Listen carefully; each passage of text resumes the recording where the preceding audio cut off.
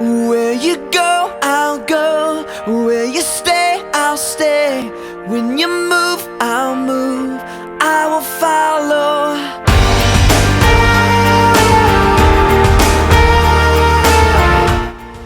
Welcome. Thank you for joining us with our Directions series here at Love of Christ. We're looking at directions for family, for faith, and for the church.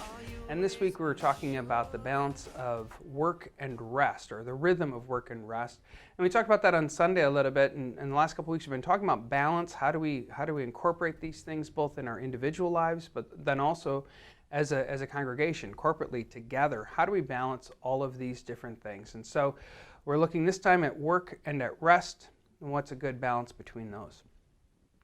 Yeah, we have a special guest here with us, Dean Kirkeby. He's our head elder. I'll let him introduce himself here in just a short second.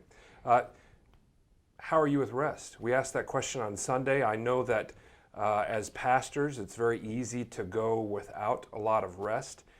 Most people have Sundays to rest, but pastors don't. And I know the common misconception, which we joked about last week, was that pastors only work on one day.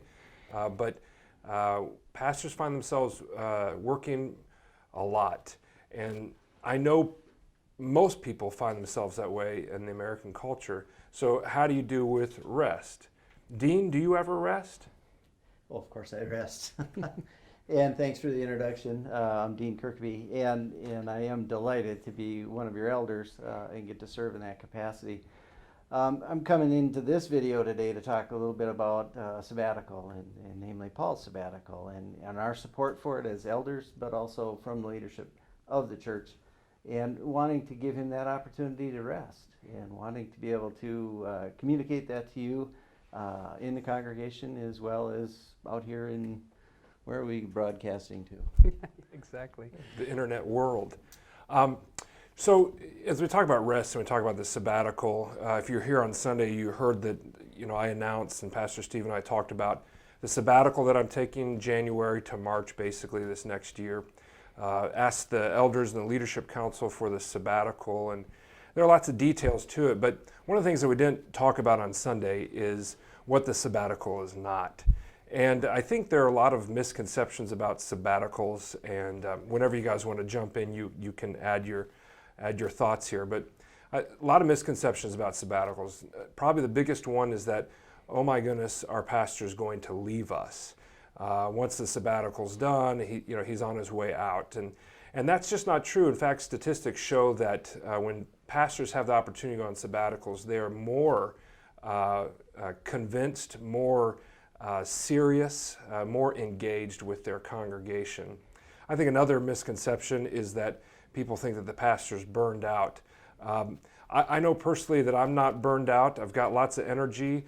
My son, Theo, kind of drags a little bit of that energy sometimes, but I'm excited for what Love of Christ is doing. We have such a unique and awesome ministry, and to be real honest, I'm not sure how many other churches would put up with me, so I'm excited about that as well. So it's not a burnout. In fact, sabbaticals are not for burnout.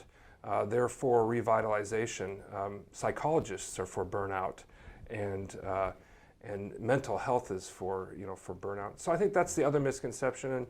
And finally, I think the third misconception is that a congregation just can't make it without a pastor. And when a pastor leaves, what is a congregation going to do? And I am fully convinced. Love of Christ has always been an active congregation.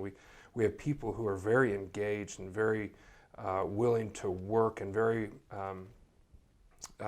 people who are just very active. And of all the congregations I've ever served, I've seen that at Love of Christ. And I think one of the benefits of having a sabbatical is going through the process. Everyone's going to grow and develop, and really the sabbatical itself isn't necessarily the outcome. It's the months after that sabbatical where the congregation and myself included, I'm a little nervous, but we'll get through it. But to know that no matter what happens, God is with us and will carry us through all circumstances and situations, that the church is bigger than a pastor or a person, and that when Pastor Paul comes back from sabbatical, we're all going to celebrate because hey, we get our full staff and we get to go push forward with new energy. And so that's what I'm looking forward to. I'm looking forward to April and May and June when that happens. So why should we support a sabbatical for Paul? Well, part of it is we kind of promised that to him as a congregation and as a church when he was first called. We've been here 11 years, and I think of those 11 years, 6 of those have been by himself. And in his call documents, we said, you know, after 5 years, you can ask for a sabbatical. And I think he's been patient in waiting this long. So there's that. The other part is the support that he's talked about from the congregation. It reaffirms really our commitment to Paul and to Steve. And I think this is going to give us an opportunity really to get to know Steve better and to rely on him more. And then, as Steve said, when Paul comes back, I think we'll be very anxious to see him back and welcome him back. But I think most importantly of all, a sabbatical should offer an opportunity for a pastor really to get closer to God. So that's my hope, that's my prayer for Paul, and that's my expectation. Yeah. So I'm excited for the sabbatical. I'm a little scared as well, just because I'm not a turn the engine off or lower it down kind of guy. I'm constantly, what's the next thing we can do? What's the next thing we can do? So, I initially, when I planned this sabbatical, I had like a bunch of things I wanted to accomplish, and then I've kind of shrunk it down to realize that, this is a time of rest as well. So, and growing closer to God. So I'm looking forward to it as well. And we'd like to get your thoughts on it. We want to know your honest thoughts. Is this something that's weird to you? Is this something that you've experienced maybe in your work career, that you were able to take a sabbatical or a time of rest? We'd love to hear your thoughts. So the question for this week is, what do you think about the sabbatical, and how does Love of Christ need to prepare for it as well? So kind of a two-sided question. What do you think about the sabbatical, and then how can Love of Christ prepare for it? I'd just like to say we really appreciate everybody's comments that you're putting in there. We are reading them, we're getting them, and so please, we really would love to hear from you more on this issue, because there's a lot of questions, there's a lot of misconceptions, I think, about sabbatical. I think that's all that we have this time. We thank you for watching, and please look forward to hearing from you and seeing you next time. Take care. God bless. Bye-bye.